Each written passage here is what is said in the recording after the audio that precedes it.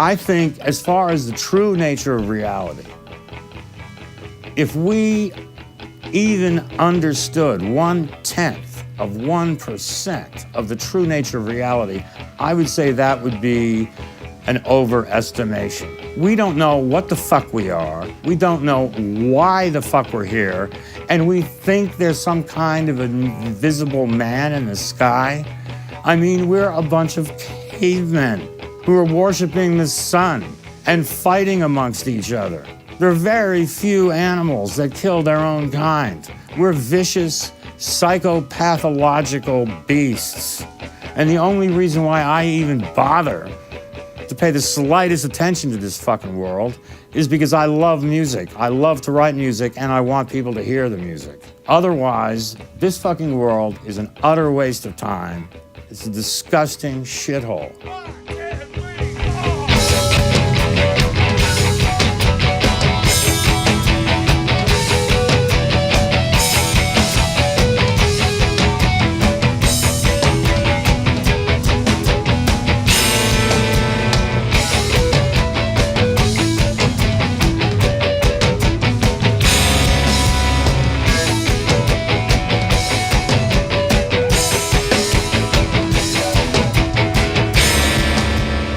I did not aspire to be a musician.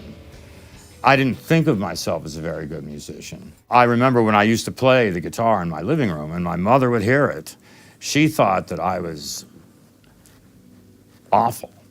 And she didn't realize that I was making up my own chords and I was playing dissonant things, and that what I was playing was what I wanted to play. I wasn't making mistakes. You know what I mean? Everything I did was experimental. Poetry that I wrote, everything, my interest was entirely in experimental work. So of course, the idea of taking a rock band and using this same kind of idea of experimentalism, different than what was being done. There were good bands. There were bands like Henry Cow from England, you know, Fred Frith's band. And of course, there was Brian Eno. And I loved all that stuff. But I wanted to do a band that was coming more from the New York art world sensibility. 1, 2, 3, 4.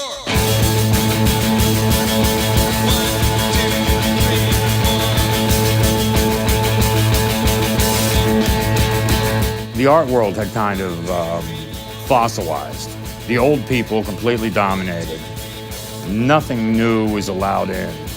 And we were all on the outside. The scene that would become No Wave wasn't called No Wave until maybe 6 months later after we started. And it turned out we didn't realize there were these other bands that had similar ideas, but they each had their own very, very different style.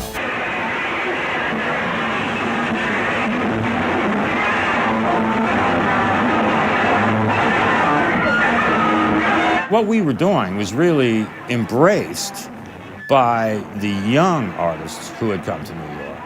You know, people like Robert Longo and Richard Prince and Cindy Sherman, and the list goes on and on. Julian Schnabel.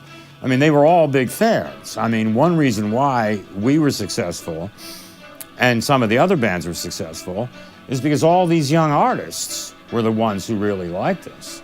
It wasn't the CBGB's crowd. They just wanted to hear power pop, you know, fake punk. It was bullshit what was going on at the time. And we were these noisy art bands, but we would pack the fucking place. And Hilly Crystal, who was the owner of CBGB's, hated us. But because we made him a lot of money, he had to book us.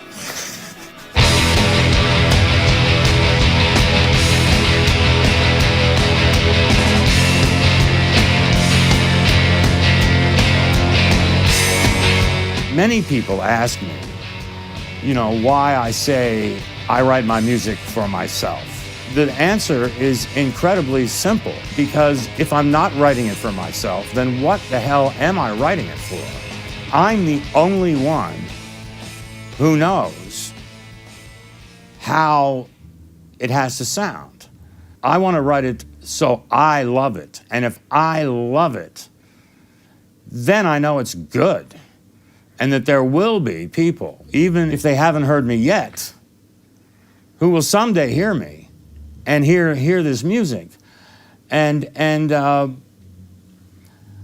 mean, in a sense, I almost think of this as being political, because I believe in the individual mind. I don't like the mass mind. I don't like the sheep being herded over the cliff. I want people to think. That's what I do, and I don't see why everybody else shouldn't do that too.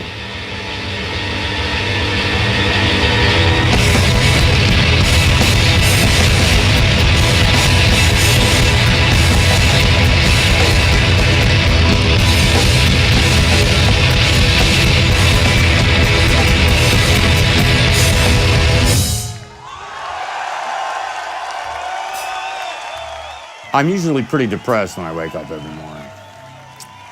Then I have a couple drinks. Thank you. I don't participate very much. I like my private world. I'm not a public person.